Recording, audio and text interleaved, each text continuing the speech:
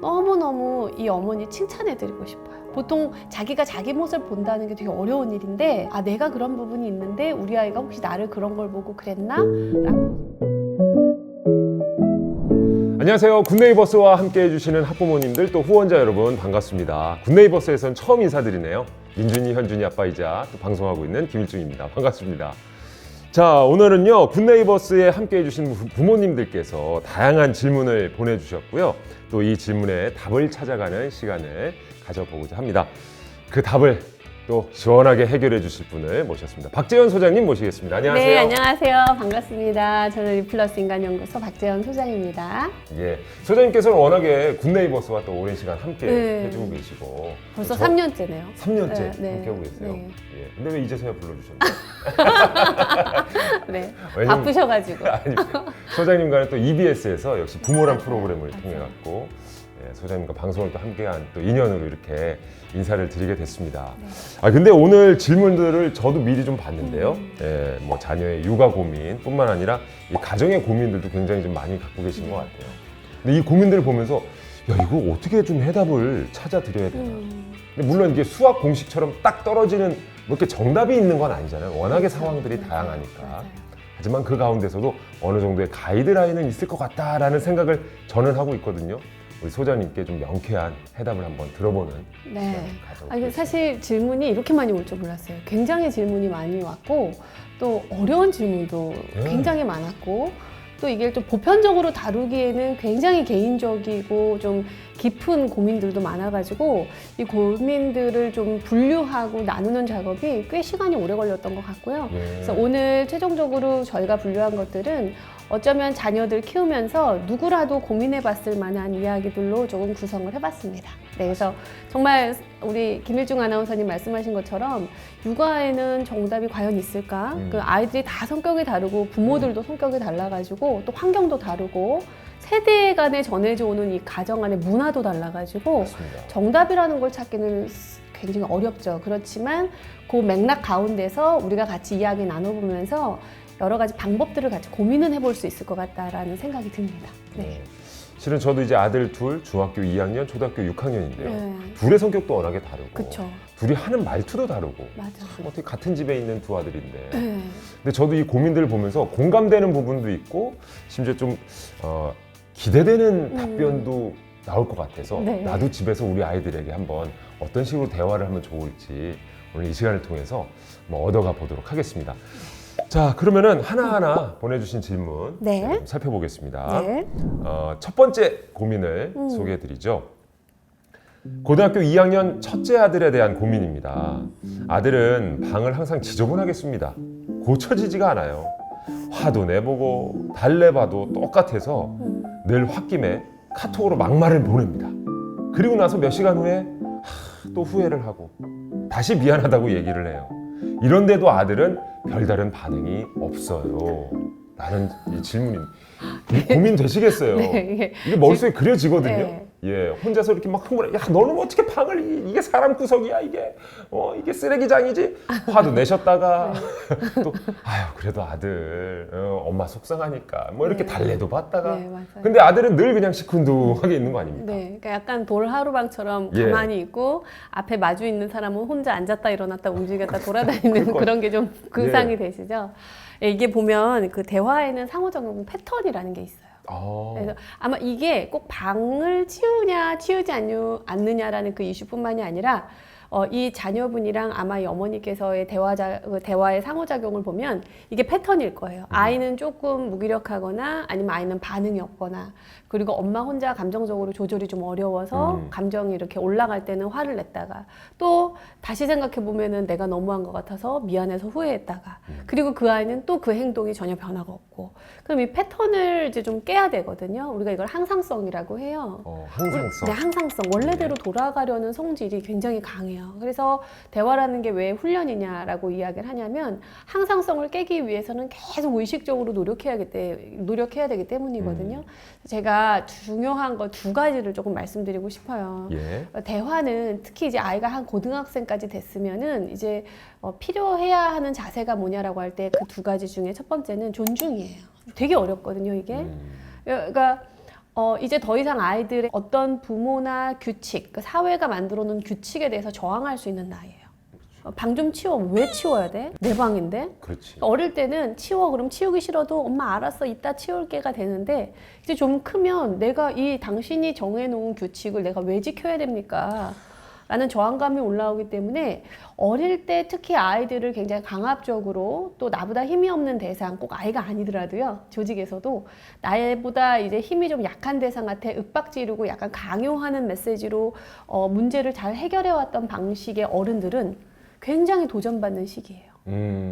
그래서 첫 번째는 어떻게 내가 이 존중감을 유지할 것인가가 중요한 문제가 되고, 두 번째는 뭐냐면 자제력의 이슈가 이제 있어요. 네. 그러니까 대화를 잘하는 부모님들 혹은 대화를 잘하는 직장의 상사나 어떤 조직 안에서의 리더들의 모습을 보면 결국은 대화를 잘하는 게 기술이 아니라 자제력을 얼마만큼 조절하느냐의 문제라는 걸 금방 알게 돼요. 자제력 중요하죠. 중요하죠. 예. 근데 이 자제력은 되게 재밌는 게 잃어버리기 전까지는 이게 얼마나 대단한 힘인지를 아무도 몰라요.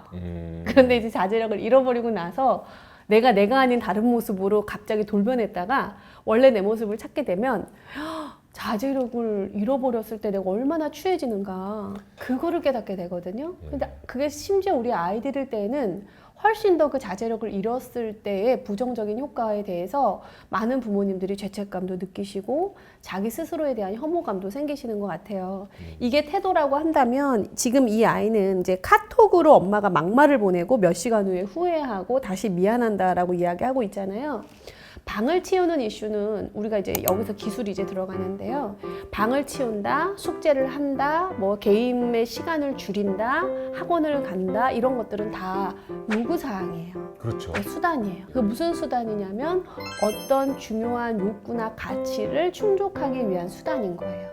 그런데 그 행동을 지속적으로 요청하는데도 하지 않을 때에는 이 요구사항을 왜 해야 되는지에 대한 이해나 협의가 없다는 걸 의미해요. 그죠? 그러니까 왜 청소해야 되는지에 대한 아이의 이해가, 협조가 따라오지 않는다면 이제 아이는 장성했기 때문에 아무리 부모가 좋은 말로 하는 윽박지르든 움직이지 않는 거예요. 그러면 여기서의 중요한 점은 더 이상 방을 치우냐 안 치우느냐의 문제가 아니라는 거예요. 아마 다른 부모의 말도, 엄마의 말도, 아빠의 다른 요구도 이 아이가 잘 안 들을 가능성이 지금 높아요. 네, 그러면 시큰둥해 있는 거죠. 그렇죠. 네. 그럼 어떻게 해야 되냐면 엄마 아빠가 존중감을 가지고 아이에게 욕구만 표현해 보는 거예요. 방 치우라는 말을 오늘 이후로 안 하셔도 돼요. 그러니까 예를 들면 이런 거예요. 뭐 일중이다 그러면 일중아 방 좀 치워 라고 처음에 얘기했을 거예요. 근데 안 치웠을 거예요. 그럼 이제 그 다음에는 비난을 하셨을 거예요. 너 이게 방이야? 돼지우리야? 너만 살아? 너 이렇게 애가 이기적이야? 너 어디서 이런 걸 배웠어? 하면서 뭔가 비난했을 거예요. 그래도 안 움직여요. 그러고 나면 이제 내 말에 대해서 후회가 되니까 엄마가 아까 그렇게 말한 건 미안해. 그런데 방은 좀 치워. 근데 또 안 치울 거예요. 예. 그래서 이 방 치우란 말을 싹 없애버리고 어느 날 아이가 좀 기분 좋을 때 불러서 엄마는 우리가 같이 사는 집인데 엄마도 좀 집에서 편하게 쉬었으면 좋겠어. 특히 거실이나 이런 데는 같이 쓰는 공간이니까 너도 좀 협조해 줬으면 좋겠어. 아니면 방이 좀 너무 들어. 그 방이 내가 어떻게 했으면 좋겠어요. 그러면 엄마가 너 방 들어갈 때 엄마도 기분이 조금은 좋았으면 좋겠어. 아니면 더 구체적으로 들어가 본다면 엄마는 너한테 원하는 걸 기분 좋게 말하고 싶은데 그게 안 될 때 속상해. 이 정도. 그럼 이제 아이가 어느 정도는 알아듣습니다. 첫 번째, 우리 엄마는 같이 쓰는 공간에 대해서 청결하기를 원하시는구나. 혹은 우리가 같이 쓰는 공간에 대한 배려가 중요하시구나 라는 것만 알면은요. 그런데 방법은 어떻게 하죠? 그러니까 방을 치워를 말하는 게 아니라 어떻게 하면 좋겠니? 라고 아들에게 물어보시는 거예요. 혹은 따님한테 물어보시는 거예요. 그럼 이쯤 되면 이 아이들은 알았어, 그럼 내가 알아서 할게 하면서 어느 정도는 협조해 줍니다. 그런데 많은 부모들이 해봤는데 안 된다 그래요. 네, 해봤는데 안 된다 그래요. 그래서 저희가 녹취를 해갖고 오시게 하거든요. 예. 왜냐면 대화는 본인이 생각하는 거랑 그때 말했던 게 사뭇 달라요. 그럴 수 있어요. 네, 그래서 녹취를 해오면 저희가 원하는 요구대로 말씀하시는 부모님들은 100명 중에 한두 명 있을까 말까예요. 또 다르게 말씀하시는군요. 네. 예. 주로 어떻게 너 또 다르게? 방 봤니? 뭐 이런 거예요. 아. 너 꼴 봤니? 너 이 상황에 대해서 어떻게 생각하니? 그러니까 뭔가 이미 그 뉘앙스에 이 모든 책임은 너한테 있어. 그러니까 네가 움직이지 않으면 엄마는 화가 날 거야. 문제는 너지 내가 아니야 라는 뉘앙스를 가득 담았다는 거죠. 달라진 게 없는 거네요. 네, 없는 거죠. 그래서 요청을 할 때 욕구가 있고 요구가 있어요. 그런데 요구는 방을 치워주고요. 욕구는 배려예요. 서로 사는 공간에 대한 서로의 협력이에요. 이것만 얘기하고 방을 치울래라는 얘기는 안 하셔보는 게 저는 더 좋다고 생각해요. 왜냐하면 이미 수십 번, 수백 번 말한 것들을 지금까지 안 됐기 때문에 그게 효과가 없다라는 걸 우린 이미 알았거든요. 야, 이 고등학교 2학년 아들의 마음을 움직이는 게 참 쉽지는 않으실 것 같아요. 예. 그렇지만 의외로 욕구로 잘 접근해서 아이를 존중하면서 협력을 이끌어내잖아요. 아이는 그 다음부터 내가 뭘 좀 더 해주면 엄마가 편안할까를 고민할 수도 있습니다. 그런데 방ing, 청소 요 두 단어에만 아이에게 계속 심어지면 아이는 그거 이상으로는 생각하기 어려울 거예요. 아까 말씀하신 대로 그렇죠. 그러니까 이 아이는 그 옛날 말로 머리가 클 대로 다 컸는데 그렇죠. 우리가 초등학생 혹은 유치원생 다그치듯이 방 치워. 이게 뭐야? 깨끗하게 해. 이제는 안 통한다는 안 거죠. 통하죠. 예, 그 엄마에 대한 요구. 네. 엄마가 혹시 저기 아들 앉혀놓고 아들 방이 너무 지저분해서 엄마가 너무 슬퍼라고 이렇게 좀 눈물을 보이시는 거는 역효과일까요? 그런데 거기서도 이미 또 들어가죠. 방을 안 치워서 슬퍼. 아, 이거 어려운데 이거 좀 이렇게 확실한 문구를 하나 정해주셔야 될 것 같아요. 저도 활용을 잘 못하겠어요. 밑에 좀 자료를 넣을까요? 우리 엄마는 같이 사는 공간에서는 엄마도 좀 편하게 쉬고 싶어. 아 그렇게. 그런데 네 방을 들어갈 땐 엄마가 좀 힘들어. 이 정도만 해도 되죠. 네 방에 더러워서 네가 지저분해서 이 방이 이거니 뭐 이렇게 얘기를 하면 안 되는 그렇게 안 거죠. 된다는 거죠? 알겠습니다. 왜냐하면 사실 아이들은 그 무질서 속에 또 질서가 좀 있어요. 자기 나름대로의 질서도 있죠. 네. 그 지저분한 가운데서도 뭐가 어디 있는지 본인은 아니까. 아이들은 거의 알죠. 네. 알겠습니다. 이게 봐봐요. 고민이 공감이 되면서도 야 이걸 어떻게 해결을 할까? 한데 해답이 나왔네요. 네. 좀 욕구를 얘기하고 욕구를 얘기하고, 요구는 좀 빼라. 요구는 네. 빼라. 그러니까 뭔가 지시하려고는 하지 마라. 네, 예. 안 통합니다 이제는. 안 통한다. 네. 이미 많이 느끼셨잖아요, 그렇죠? 네. 예. 우리 아들도 좀 엄마가 이렇게까지 고민 사연 보낼 정도면 말이지, 예? 엄마 말 좀 들어줘요. 그럼 이번에는 두 번째 고민 사연 소개해드리겠습니다. 우리 아이는 조금 부정적인 아이인 것 같아요. 늘 무엇을 도전하기에 앞서서 하기 싫어, 무서워, 재미없어 라고 말합니다. 막상 시작하면 재미있어하고 흥미있어 하는데 시작 전에 겁을 먹고 부정적인 단어를 많이 씁니다. 잘 놀다가 와서는 재밌었니? 라고 물어보면 아니 재미없었어 라고 답변해요. 그래서 다음에는 그럼 오지 말까? 하면 그건 또 싫다고 그래요. 또 오고 싶다고 하고요. 재미없었다 하면서 되물으면 그제서야 아니야 사실 재밌었어 라고 답변해 준답니다. 아이는 장난치고 싶어서 그런 거겠지만 계획하고 시간 내서 온 가족이 다 같이 놀러 가면 재미없었어, 지루했어 라고 하는 아이. 저번에는 너무 화가 나서 아이에게 큰 소리를 내었어요. 아니 왜 재미없다고 하는 거야 도대체? 네가 이러면 엄마는 너무 속상해 라고요. 그리고 일상에 짜증이 많아요. 대화를 하다 보면 어느샌가 아이는 짜증나는 말투로 이야기를 하고 있어요. 제가 평소에 남편이나 친정 엄마께 좀 퉁명스러운 편인데 그걸 보고 그러는 건가? 너무 속상해요.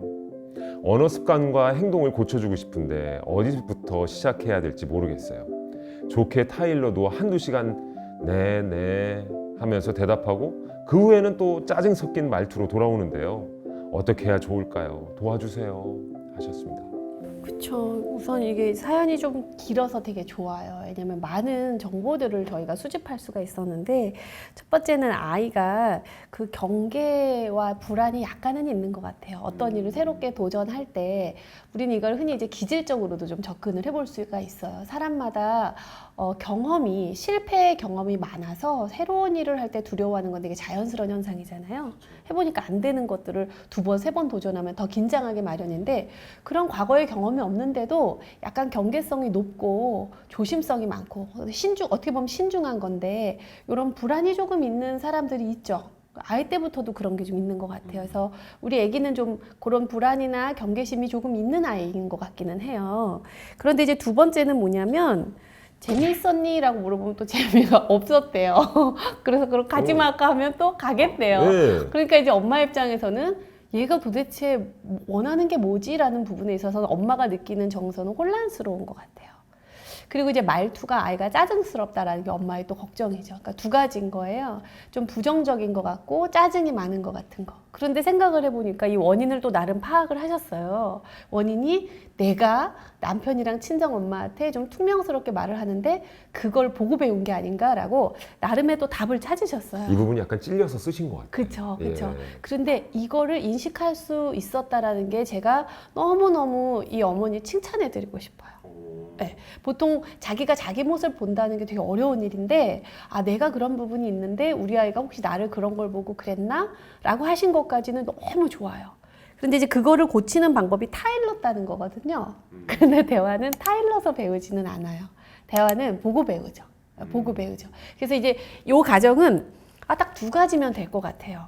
첫 번째는 아이하고 어떤 좋은 경험을 하시고 나면 재밌었니 재미없었니는 예스 노의 질문이잖아요. 이 질문은 별로 좋은 질문 같진 않아요. 그래서 질문을 한번 바꿔보는 거예요. 재현아, 뭐가 가장 좋았니? 어떤 점이 가장 넌 재밌었니? 아니면 어떤 점이 좀 보람 있었니? 이렇게 해서 이 아이가 뭐라도 하나를 구체적으로 말할 수 있는 거리를 주는 거예요.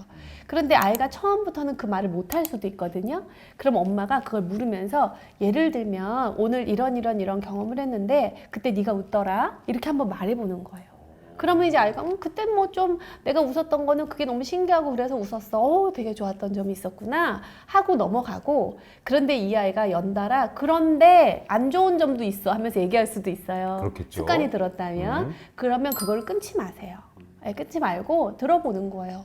아 그런 점이 안 좋았구나 라고 할 때 이 아이가 다 안 좋았어. 나머지는 다 안 좋았어. 이렇게 얘기할 수도 있거든요. 그런데 구체적으로 하나만 얘기해 볼까? 아까 엄마가 보니까 네가 이거 할 때 활동할 때 뒤에 있더라. 혹시 그때였니? 하면서 그 아이가 뭐가 안 좋았는지도 다 안 좋았어 라는 전체 기억을 부정적으로 남기지 않도록 그 중에서도 안 좋았던 게 뭐야 해서 하나씩을 그래서 좋았던 점, 안 좋았던 점의 밸런스를 우리가 사실 뭘 경험해도 좋은 점도 있고 아쉬운 점도 있잖아요. 물론 그렇죠. 그래서 그 두 가지를 다 꺼낼 수 있도록 엄마가 좀 도와주는 게 되게 중요할 것 같고 두 번째는 이제 평소의 말투인데 평소의 말투는 정말 그 지금 어머니께서 말씀하신 것처럼 보고 배우는 거예요. 그래서 연습이 하나 필요한데요. 우리가 그 말의 내용 중에 좋은 말의 내용들이 있어요. 예를 들면 뭐 재현아 고마워, 뭐 민준아 고마워, 뭐 현준아 사랑해 이런 말들은 웃으면서 할 수 있는 말들이잖아요. 그래서 그 말을 할 때 좋은 말을 할 때 활짝 웃으면서 한번 말해보는 거예요. 아이한테. 그러면 아이가 듣기도 하지만 보기도 하거든요. 그 모습을 보면서 아이도 모르게 그걸 따라하게 되어 있어요. 그래서 제가 대화 훈련할 때 항상 말씀드리는 게 대화는 그 책이나 글을 통해 배우는 게 아니라 뭐라고 할까 운동화끈 매는 것처럼 네, 운동화끈 우리가 어디서 맸는지 어떻게 배웠는지 기억도 잘 안 나지만 네. 그냥 자연스럽게 스며들어서 이 끈 매실 때 아무 생각 없이 저 보면서도 그럼- 맬 수 있는 것처럼 네. 대화가 그런 거예요. 네. 그런데 그걸 어떻게 배웠는가 꼼꼼히 따져보면 끈에 밟혀서 넘어지고 매듭을 못 지어서 여러 번 실수하면서 그리고 엄마가 하는 걸 보면서 그리고 그걸 따라하면서 우리가 이걸 모델링이라고 하잖아요. 그렇게 배우는 게 대화다라고 생각해 본다면 아이 앉혀놓고 칠판 딱 켜놓고 운동화 끈 매는 방법 1번, 2번 이렇게 배우는 게 아니었다는 걸 안다면 우리가 대화라는 건 내가 보여줘야 되는 거구나. 그래서 지금 남편이랑 친정 엄마한테 좀 퉁명스러운 편이라고 하셨는데 이 두 대상 중에 한 명만 먼저 선택을 해보세요. 그나마 덜 퉁명스러울 수 있는 사람을 선정해 보는 거예요. 그래서 그 모습을 아이가 있을 때 많이 보여주셨으면 좋겠어요. 그러면 아마 아이가 금세 변할 겁니다. 예. 이건 단계적으로 좀 대화 방법을 바꿔나가시면 네, 되겠네요. 네, 예스 혹은 노라고 대답할 수 있는 질문보다는 네. 어떤 게 더 좋았어? 네. 그렇다면 오늘은 왜 그게 재미없었어? 라는 그렇죠. 질문을 네, 바꿔보신다면 네, 재밌었어? 재미없었어가 아니고 네. 예. 그리고 남편 혹은 친정엄마와 전 이것도 궁금하네요. 과연 어떤 분께 좀 덜 퉁명스러운 게 싫을까? 이것도 케바케일 수도 있어요. 그죠? 네. 반성하는 것도 또 각자 많은 저 집에서 또 아버님들이 특히 스마트폰 보시면서 책 봐야지 학생들은 책 봐야지 이러면서 또 아버님들은 항상 저 스마트폰 보시는 분들 많은데 먼저 우리가 태도로서 네. 아니면 꼭 남편이랑 친정엄마 아니어도 아이 손잡고 마트 가시거나 뭐 유치원이나 학교 가시거나 아니면 다른 우리 애기 친구 엄마들 이렇게 같이 만나실 때 있을 거 아니에요. 그 모습도 아이가 다 봐요. 네. 그리고 제일 좋은 장소가 아이들 데리고 여행 가잖아요. 여행 가면 그 여행지에서 엄마 아빠가 다른 사람들과 이 여행지에는 크고 작은 문제들이 늘 생겨요. 그걸 어떻게 해결하는지도 잘 보죠. 네. 그럴 때도 아이가 보는 앞에서 한번 내가 오늘 배운 거 한번 해볼까? 웃으면서 말해볼까? 이런 연습을 해보시면 되게 좋을 것 같아요. 네. 뭐 예약 시간을 놓쳤다든지 배 시간을 놓쳤다든지 거봐 내가 아침부터 일찍 움직이자고 했잖아 누구 때문에 이렇게 늦어 이런 얘기들 하지 말고 그쵸. 예 그 얘기 좀 안 하기 쉽지 않겠지만 그냥 그런 상황 자체가 안 오길 바래. 네. 우리가 항상 사랑해도 이렇게 웃으면서 얘기할 수 있는. 그렇죠. 민준아 현준아 사랑해. 그렇죠. 그래. 자, 또 하나 또 배웁니다. 예, 대화 방법이 이렇게 중요해요. 네. 자, 이제 세 번째 고민을 한번 들어볼 텐데요. 이 질문 워낙에 우리가 이제 또 학부모님들께 그 자녀 그 양육에 있어서의 고민을 부탁드렸습니다만 세 번째 고민은 이겁니다. 남편이랑 의견이 서로 안 맞을 때 지혜롭게 잘 대처하는 방법을 알고 싶어요. 하셨습니다. 이거 네. 되게 질문이 딱 한 줄이에요. 아까 자녀에 대한 이슈들은 막 구구절절 맥락적 설명과 그래서 내 마음이 엄마로서 어떤지 막 자세히 쓰셨는데 배우자는 딱 한 줄이네요. 남편이랑 의견이 안 맞을 때 지혜롭게. 복권이죠. 예, 그런 편들 많이 있어요. 안 맞아. 네, 처음부터 복권처럼 잘 하나도 안 맞았어요. 맞아. 네. 그런데 어떡합니까 진짜 이거. 네, 여기서 제가 네. 되게 마음에 들었던 단어가 하나 있는데요. 네. 지혜롭게라는 단어거든요. 네, 음. 그러니까 안 맞는 건 너무 당연한 거예요. 우리가 그 친구들끼리도 서로 너무 다른 환경에서 자랐고 수십 년을 다른 가정에서 그 가정의 문화를 그대로 온전히 몸과 마음과 영혼까지 흡수된 상태로 만난 성인 남녀의 결합이 이제 결혼이잖아요. 그리고 이제 거기에서 자녀가 있음으로 인해서 굉장히 복잡한 관계로 나아간 게 이제 부부인데 부부가 자녀가 있을 때 가장 행복한 부부들을 연구를 해보면 의식적인 파트너십이 굉장히 잘 있었다는 거죠. 두 사람 사이에. 그러니까 여기에 파트너십이란 건 되게 흔한 단어예요. 누구나 생각할 수 있는데 그 앞에 수식어가 의식적인이라는 거죠. 그러니까 무의식적으로 대화에서는 좋은 파트너십을 구현할 수가 없다는 거기 때문에 부부로 산다는 게 참 어려운 부분이라는 거죠. 그럼 이제 의식적인 파트너십을 구현하기 위해서 지혜롭게 대화를 할 수 있는 방법이 뭐냐가 오늘의 핵심인데 제가 몇 가지를 한번 정리해 봤어요. 첫 번째는 시간을 부부끼리 대화를 하는 시간을 갖게 되면은요, 우리가 이렇게 달랐나를 알 수 있는 첫 번째 신호는 여기에 있어요. 예를 들어 제 앞에 지금 갈색 가죽 소파가 있는데요. 이 소파가 우리 집에 어울리느냐 안 어울리냐에 대한 생각보다도 다를 거예요. 그렇죠. 그렇죠. 네. 그리고 여자는 이래야 된다, 남자는 이래야 된다라는 생각도 다를 거예요. 엄마는 이래야 되고 아빠는 이래야 된다는 생각도 다를 거예요. 그러면 이걸 어떻게 대화하냐? 첫 번째는요. 서로가 서로에게 한 10분 정도씩 대화할 시간을 줬을 때 말을 끊으면 안 돼요. 상대방의 말을 끊으면 안 된다고? 끊으면 안 돼요. 일중쌤이 저한테 얘기하는데 제가 중간에 그건 아니고요. 그건 됐고요. 그건 잘못 생각했고요. 라고 하면 더 말하고 싶으세요? 그거 안 하고 싶어요. 그러니까 그게 되게 기본적인 건데 우리가 의식적으로 생각한다는 건 이런 거예요. 모래시계를 예를 들어 딱 준비해 놓고 우리 서로 이 모래시계의 시간까지는 말을 끊지 않고 침묵으로 들어주자라는 합의가 있어야 돼요. 그게 제일 중요하고요. 두 번째는 뭐냐면 서로가 어떻게 느끼는지 손이 이제 일로 내려오거든요. 아까는 생각이었잖아요. 이번엔 일로 내려와서 서로가 어떻게 느끼는지에 대한 감정도 공유가 돼야 돼요. 그래서 당신은 섭섭했던 거야? 나는 조금 억울했었는데? 그러니까 당신은 섭섭했고 나는 억울했구나. 그냥 거기서 또 끝내야 돼요. 그 다음에는 손이 또 더 내려와야 돼요. 그런데 왜 섭섭했는지, 왜 억울했는지에 대한 이유가 있거든요. 당신은 존중받지 못한다고 생각했구나. 당신한테 중요했던 건 존중이었구나.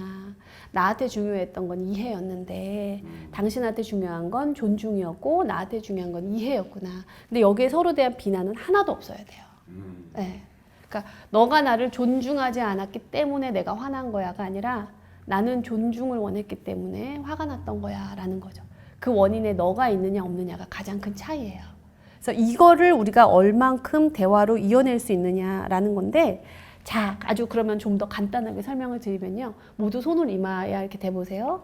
당신의 잘못은 이거야 라고 한번 따라해 보시는 거예요. 이걸 보시는 분들은 당신의 잘못은 이거야 라고 생각할 때 대화가 될까요?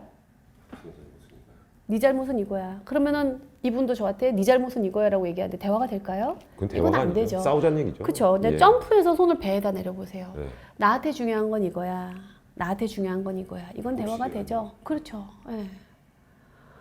너의 문제는 이거야가 아니라 나한테 중요한 건 이거야까지 부부의 대화가 내려오면 여기서 의식적 파트너십이 이루어져요. 아, 당신은 그게 중요했어? 난 이게 중요했는데? 그러면 그 다음은 뭐가 될까요? 그럼 우리 어떻게 할까가 되는 거죠. 네, 너는 이게 중요해. 나는 이게 중요해. 그럼 우리 어떻게 할까? 이 어떻게 할까의 전제는 너의 욕구, 나의 욕구를 다 충족할 수 있는 방법을 찾아보자예요. 그래서 맥락은 아주 간단합니다. 너의 잘못은 이거야가 아니라 그러면 넌 이렇게밖에 없어요. 그런데 나한테 중요한 건 이거고 당신한테 중요한 건 그거면 우리 어떻게 할까? 이렇게만 해도 우리가 대화를 이어나갈 수 있는데 그러면 가장 쉽게 부부 사이에서 그 대상을 어떻게 선정하느냐 고부 문제, 친정의 이슈, 뭐 자녀의 이슈는 되게 예민해요. 왜냐하면 이걸 나랑 동일시하는 문제이기 때문에 객관화가 안 돼요. 그러면 당신한테 이게 중요해? 난 이게 중요한데 어떻게 할까는 여행지를 정한다든지 어떤 집안의 물건을 산다든지 뭐 이사를 가는 문제라든지 요건 조금 어려운 문제죠. 네, 이런 식으로 대상성이 좀 없는 이슈들 네, 그런 것들로부터 우리가 대화를 이어가 보는 거예요. 오늘 뭐를 먹을까? 외식은 뭐를 할까? 너 맨날 네가 먹고 싶은 거만 이게 아니라 나는 음식보다도 오늘 당신이랑 보내는 시간이 중요해. 그런데 예를 들어 내 배우자가 나는 오늘 정말 맛있는 음식을 그동안 먹지 못했던 새로운 맛있는 음식을 먹고 싶어라고 한다면 나는 장소가 어디든 상관없어요. 그런데 이 사람한테는 장소가 중요할 수 있겠죠? 그렇게 문제를 해결해 가보는 거예요. 그래서 이런 문제부터. 배에 올려놓고 나누기에 아주 적절한 주제네요. 네. 오늘 뭘 먹을 것인가. 그렇죠. 예. 네. 맛집인데 줄을 설 것이냐 아니면 그냥 줄 서는 거 싫으니까 그렇죠. 옆에 있는 거 편안함을 먹을 추구할 것이냐. 이것도 실은 많이 다툴 수 있거든요. 그렇죠. 예. 그런데 그거를 우리가 의외로 그런 문제에 있어서는 넌 맨날 네가 원하는 대로 했잖아. 이런 식으로 싸워요. 네. 그런데 내가 정말 뭐가 중요하면 뭐 치킨을 먹든 배달시켜 먹든 난 중요한 게 아니야. 난 오늘 밥을 안 차리고 그냥 편안하게 있을 수 있으면 된다면 상대에게 그건 넘겨줄 수 있다라는 거죠. 그래서 그런 연습을 먼저 해보시고 그 다음이 뭐 정말 중요한 직장을 구하는 문제, 뭐 이사를 가는 문제, 그 다음이 자녀의 진로 문제, 부모님께 어떻게 해야 되는지의 이런 공정한 문제들을 더 심도 있게 들어가 볼 수 있는 거죠. 그래서 처음부터 너무 어려운 주제를 정해서 양보할 수 없는 것 같은 그런 주제를 정하면 대화가 어려워요. 단번에 떠올렸는데 벌써 머리가 지끈거려요. 그런 그쵸? 문제들은. 그렇죠. 벌써 골치 아프고. 좀 쉬운 부분부터 차례차례 대화를. 네. 그것도 이제 숙련이 좀 필요하겠어요. 그렇죠. 예. 그러니까 아주 가벼운 것부터 한번 해보는 거예요. 한 번에 너무 많은 걸 건너뛰려 하지 마시고 네. 예, 차근차근 네. 대화를 그러다 보면 이제 6자리 번호가 다 맞듯이 예, 남편과도 딱 맞아 떨어지는 네. 순간이 로또 같은? 예예 어우, 오겠죠. 생각만 해도 좋네요. 맞습니다. 나라는 한 아이가 되게 무가치하다라고 내재화된 아이들은 이건 정말 슬퍼요. 이 아이들이 부정적인 내면화를 자꾸 한다면 이 아이가 그걸 긍정화로 바꿔주기 위해서 정말 많은 감정적인 사랑을 주는 거, 두 번째는 긍정화된 언어로 바꿔주는 거.